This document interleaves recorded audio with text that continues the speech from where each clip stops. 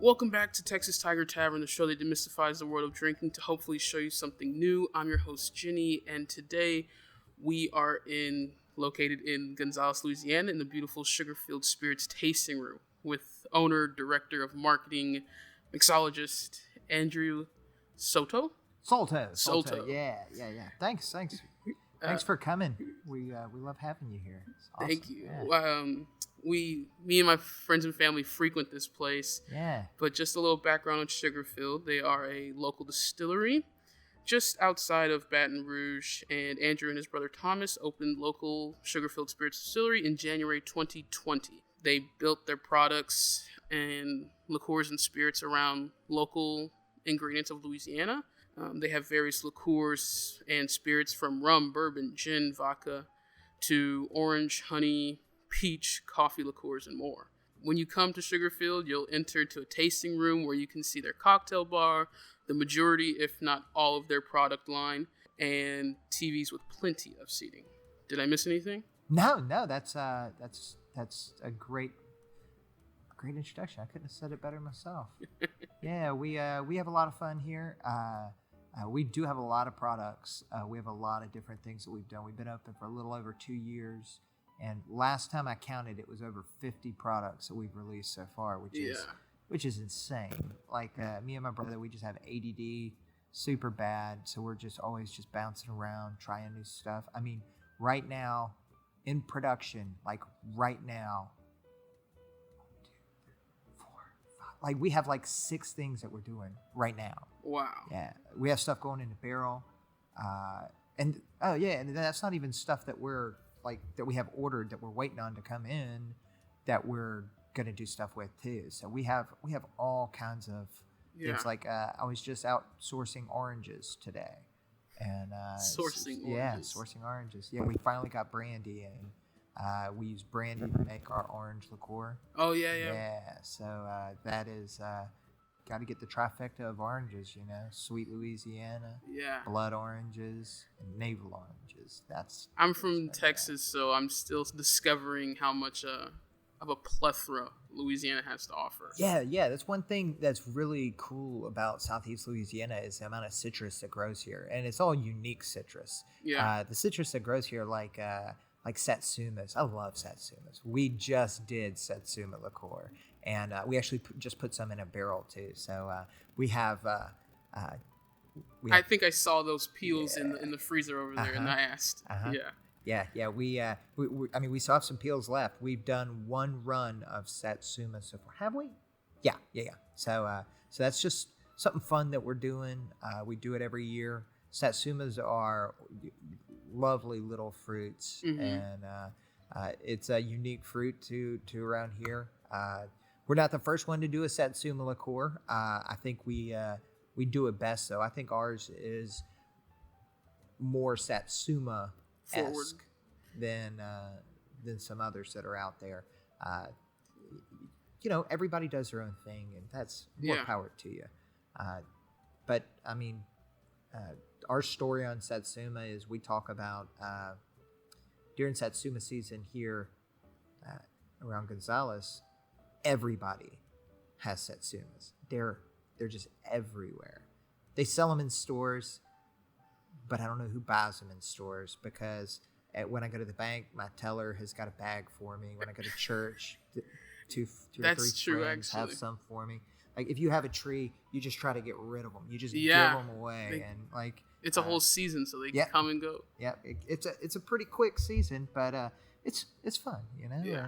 And we're moving into strawberry season, and when we do strawberry, it's gonna be strawberry. So when you make these liqueurs, you just make them, and when they run out, they run out. Yep. Or you make them. So they're an annual, particularly all the fruit. So we do have a couple of liqueurs that are not annual. Our coffee liqueur and our coffee cream, those are not annual. We just source the coffee beans for those. Coffee's year round. Yeah. In general. Yeah, and honey. Honey has a season, but honey also doesn't ever go bad. So it's not like shelf life. Shelf life is infinite. Yes. So those are 2. Yeah. Then like spice rum, it's sort of liqueur-esque. You know, it is. It's a sweetened rum. It's the only rum that we actually add sugar to outside of our liqueurs. So. Gotcha.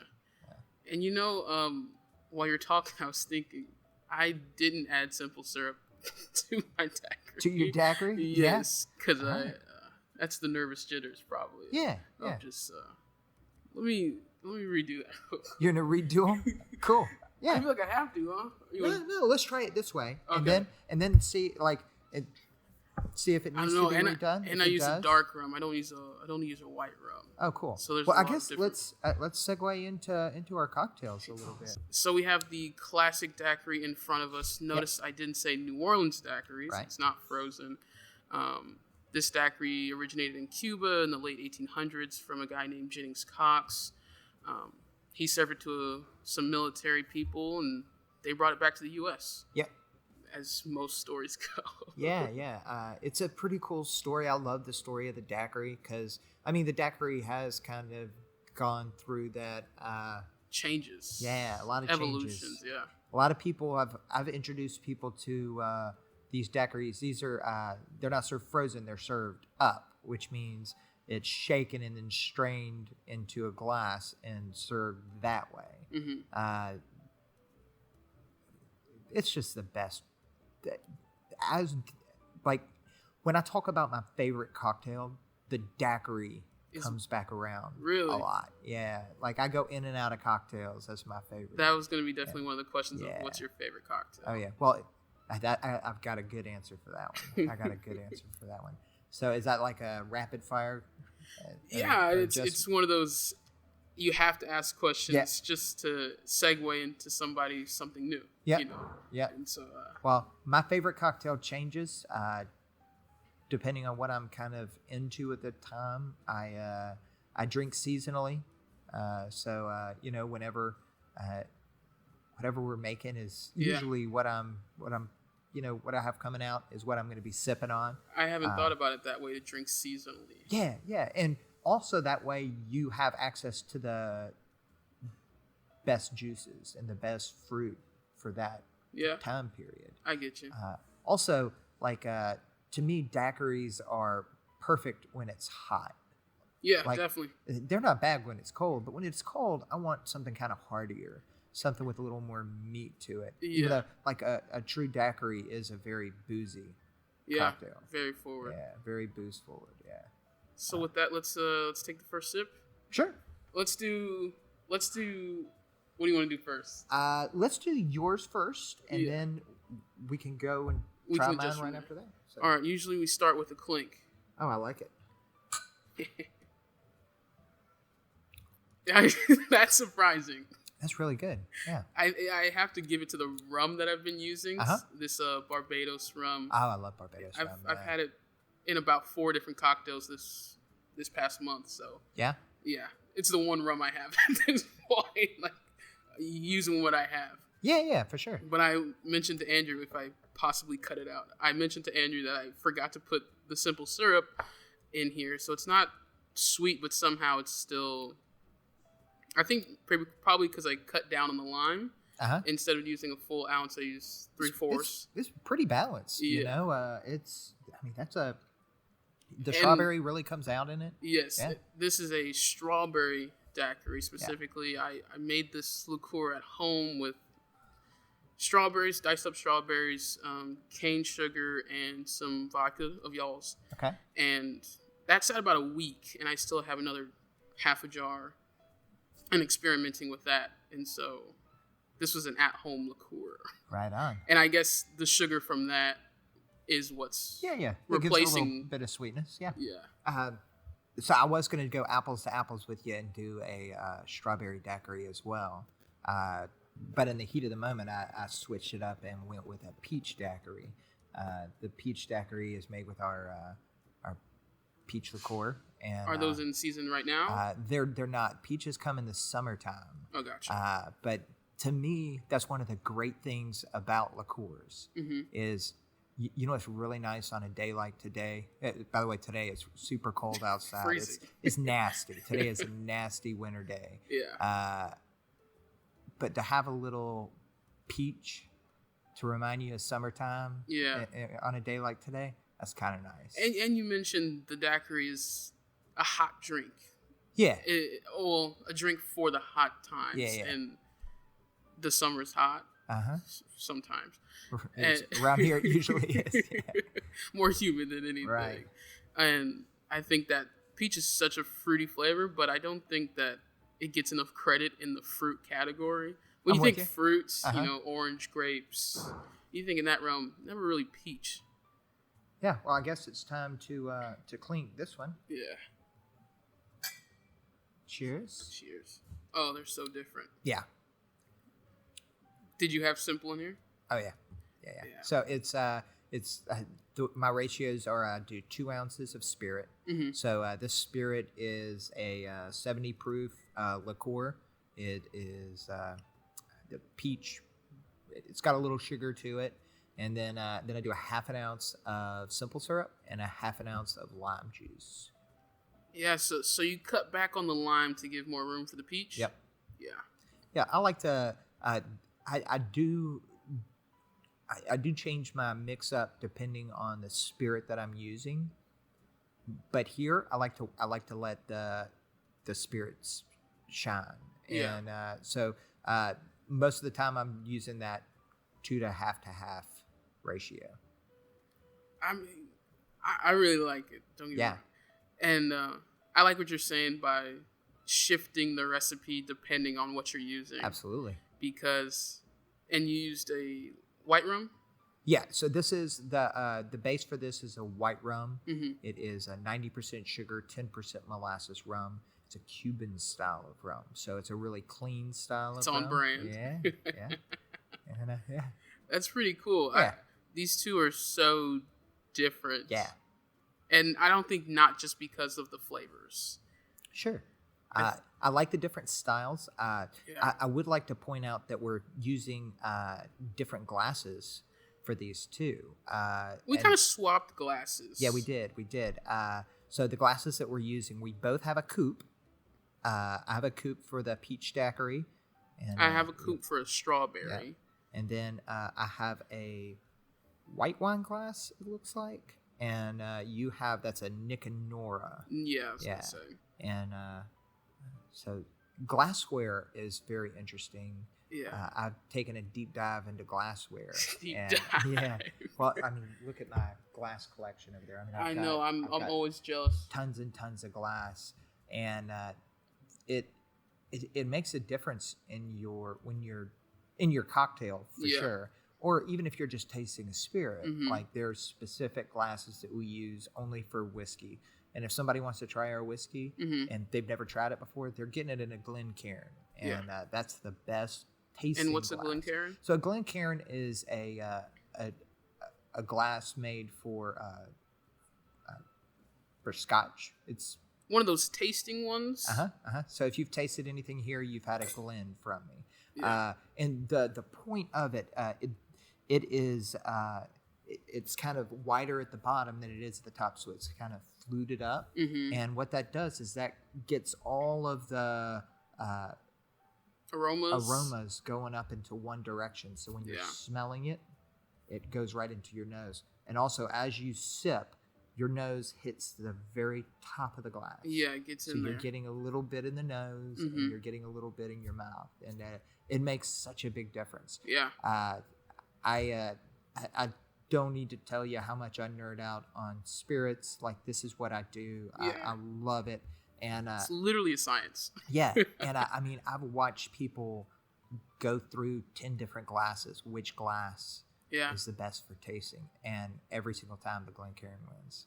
That's a lot to think about when choosing what to put your drink in. Right. Because I think this base level thought is the garnish. Right. Kind of thing. Of That's if important. Something's going to be shaved over, is it going to be floated? Is it going to be stick out on the side? Yep. And I'm not even thinking about aromas. Yeah. Well,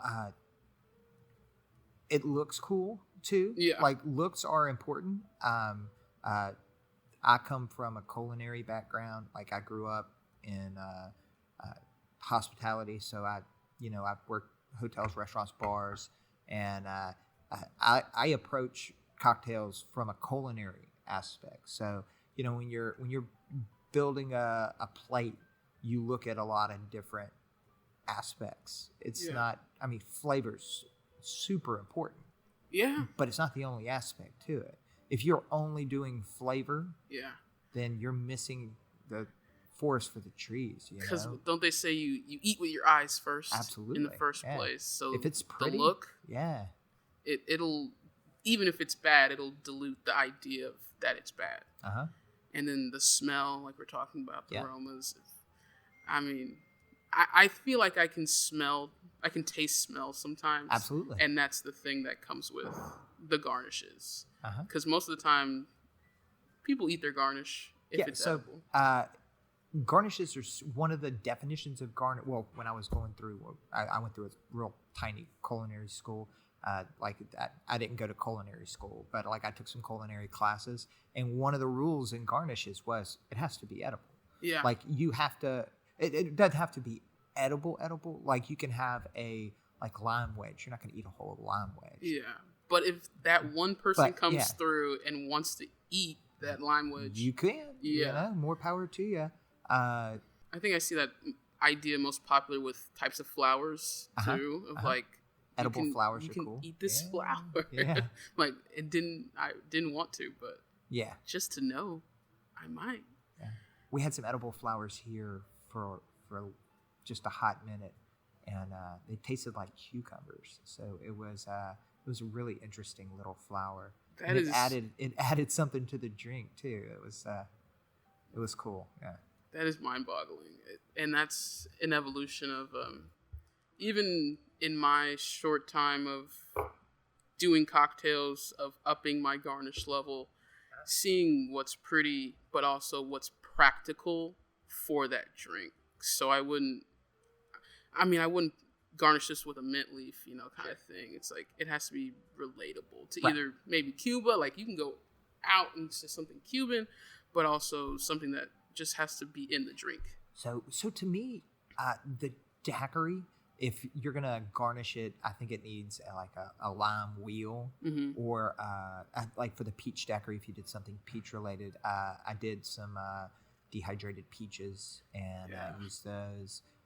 I've seen like dehydrated orange for some daiquiris. I've tried to I guess creme brulee. The idea of an orange wheel last picture I took, and it's a little complicated. Yeah. But it's pretty wild. Going back to liqueurs, is peach your favorite liqueur, or is the satsuma, or if you had to? If I mean, you put me in a room and gun to my head, what is my favorite liqueur? That's a good question. I would say I think it's strawberry.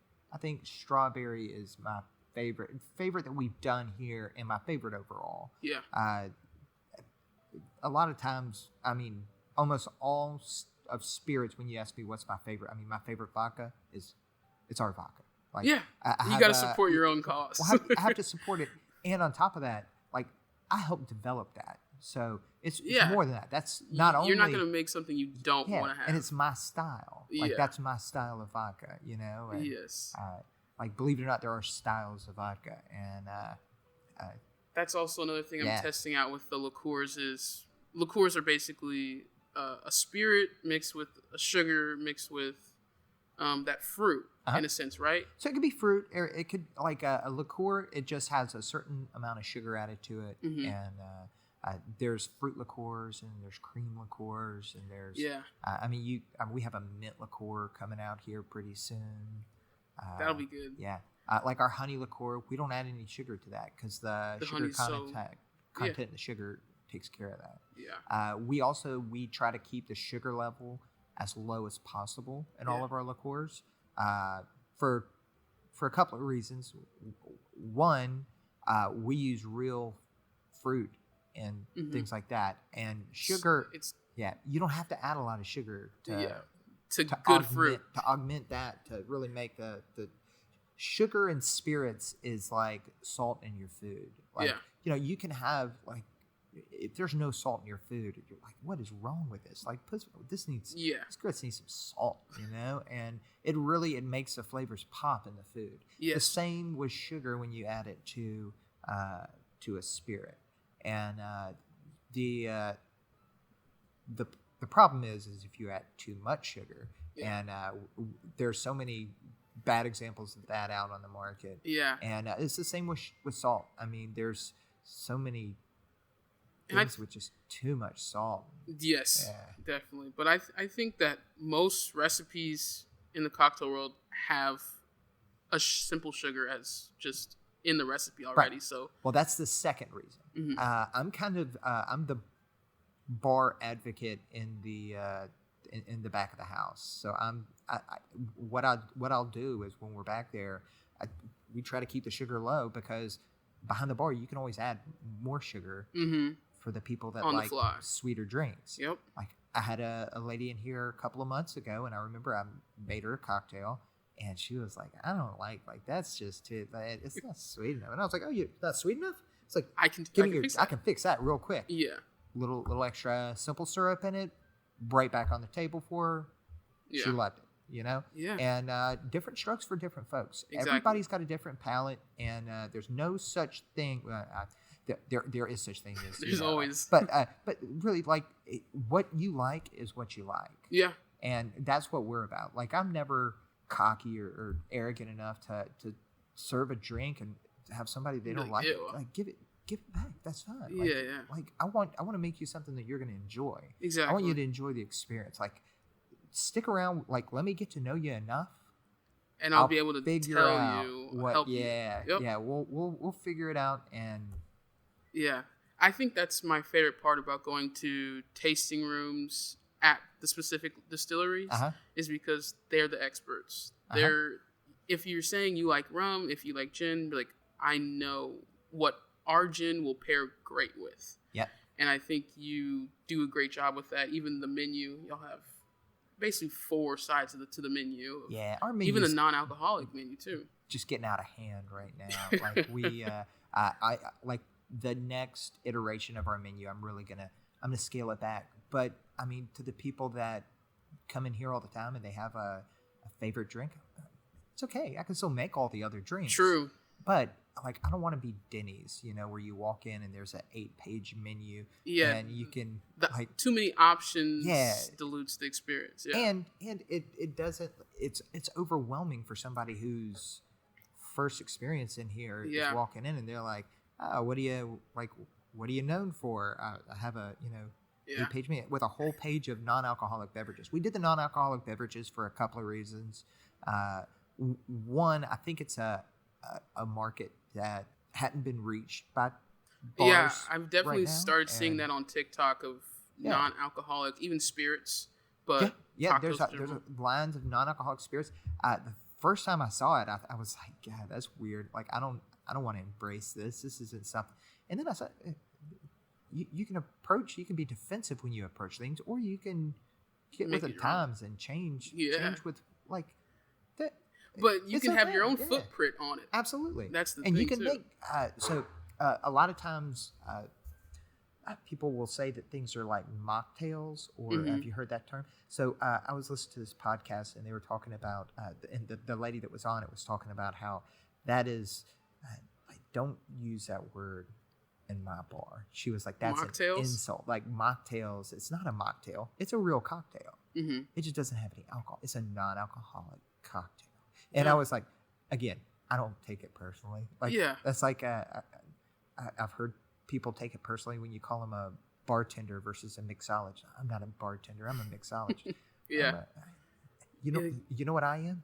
I'm interested in making people good drinks and enjoy an experience while they're here. Yeah. So that's what I'm about. You can call me whatever you want to call me. Like, I don't need labels or anything like that. But I understand where she's coming from, because you know what? It's not a mocktail. That's a real cocktail, and that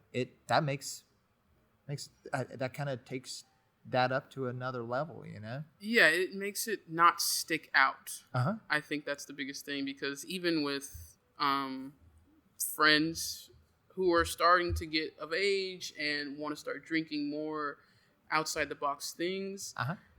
Some people don't want to drink in general, and starting off, but still want to hang out with their friends. Right. Is the thing. And they talked a lot about the ritual of the cocktail. And what they mean by that is there are people who only drink martinis. That's what they do. And they have a favorite bartender that they get it from, and they're not going to get that that bartender's out here. That's fine. Like, you don't know how to make my martinis, so it's just you know how you make a martini. Martinis are they're very simple. They're super easy. Well, they're not easy. There's a lot of I'm trying to think of the right word there. Like, there's a lot of skill to it, I guess. But I think it's just more having the people that I know that have made the best martinis have just made so many martinis that they're like, it's just muscle memory. They're like, boom. Yep. Oh, him. I know what kind of martini he likes. Boom, boom. Easy peasy, stir it up, pour it in a glass. Coming here so often, you definitely have that repertoire with at least the Bourbon Society people, the people that come almost every weekend, every other weekend. Do you think that's important to have that repertoire, or keep it casual with customers and bartenders? I think both are important. I think the more you get to know a person, the more you can, like, you can not impress them, but like, I know my regulars that come in. Yeah. I know what they want, and but I always ask them, like, what? Just like, in case. Just in case, and they surprise me sometimes. Yeah. But I also, like, I've had them order something that I'm like, you're not gonna like that. Like, that's not your style. But let's try it. Yeah. And the other thing is I've had people that have come in and so kind of both sides of this coin. I've had people come in that have been kind of like, oh, this guy didn't know what he's doing. Like, he think this guy thing, like, and the more I get to talking to him, we kind of warm up a little bit. Yep. I had a guy come in a couple of weeks ago. He was big into rum. Took him on a tour of the back, and like, he was just dropping these words that I could just tell that this guy was just aching for me to. And then I dropped it on him, and I was just like, oh, boom, here we go. Here's this. And he was like, what? Y'all are doing this? And I was like, here you go. And like, when he left, like, we hugged on the way, like, we were best friends on the way out. Wow. And then, I have people that come in the other way, and I've introduced so many people to the simple daiquiri. I had one of my favorite customers that came in here.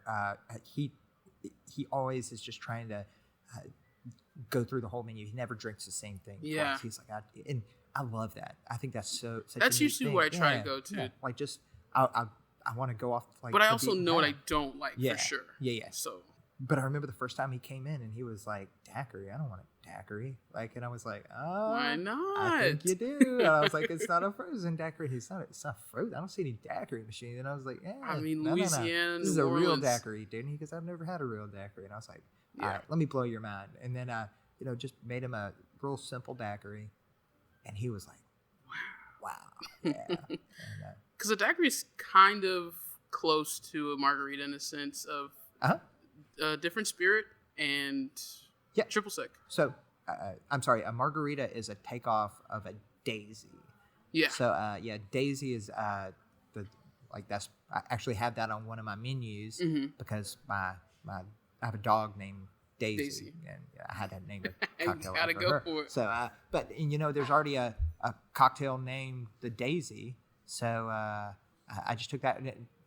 It's a vodka-based cocktail, and it's made the same way as a margarita. And lady named Margarita took that and substituted tequila, and now that's the most popular cocktail in the world. So to close out, what advice do you have for new drinkers trying to expand their palates and find something new? Find something new? Well, keep an open mind. That's the best thing. And that being said, find what you like, and don't always drink that. Drink some different things. I mentioned earlier that I drink seasonally. like that is such a way to go. Like Yeah. I remember I had favorite cocktails. I would for a long time, or not even cocktails. I would drink vodka tonics. That's all I drank. Was everywhere I went, I would drink vodka tonic or beer. Beer or vodka tonic. And now, like, I would never walk in and order a vodka tonic. I'm like, there's so many more creative things. Yeah, there's like, let's see what you can do, So I would. I think a theme that I hear a lot coming through the door is I drink everything but this. And that would be my other big advice that I would give to new drinkers or drinkers getting out there. Don't put a whole spirit aside just because you have one bad experience with it. Yeah. I've had bad experiences with lots of different spirits. And if I gave up on them, I wouldn't be drinking tequila right now, Like, Yes. I mean, who hadn't had a bad experience on tequila? There's always one. Yeah. But, I mean, God, I love tequila. That's such a beautiful spirit. Or gin. I grew up drinking my dad's gin. He drank Tanqueray. I'm not a fan of Tanqueray. I cannot stress that enough. Yeah. I like American-style gins. Mm-hmm. That's the gin that we use here. Yep. That gin's bonkers. I love gin. Gin's one of my favorites now. It's taken a minute to grow up to me. Yeah. But now, mixing in with other stuff, with other spirits, it's growing on me for sure. So the thing with gin is I like, if you ever give me like the spicy version of something, I'm taking the spicy version every time. And gin's just the spicy version of vodka. You want to, like, I stopped drinking vodka tonics. I started drinking gin and tonics. I still get a G&T every now and then. Sometimes it's a G&T kind of day, and nothing wrong with that. I understand that. Well, do you have any promotions? Where can they find you? Sure. Yeah, let me give my shout outs. So if you're looking for us, we're available at sugarfieldspiritsla.com. Also available Facebook, Instagram. Just look us up, Sugarfield Spirits. You can find us there. If you're looking for my email, it's andrew@sugarfieldspiritsla.com. Happy to help with anything anybody needs. Yeah. Thank you for being on our podcast. I know local Louisiana, so. Absolutely. Thank you for coming out. It's been fun. Thank you. As always, if you're in the Anchor app, make sure to like and get notifications for us. If you want to see a picture of the drinks thus far, you can follow us on TX Tavern Talk on Instagram. That is Texas Tavern Talk. And as always, we will see you on the next one. Thanks.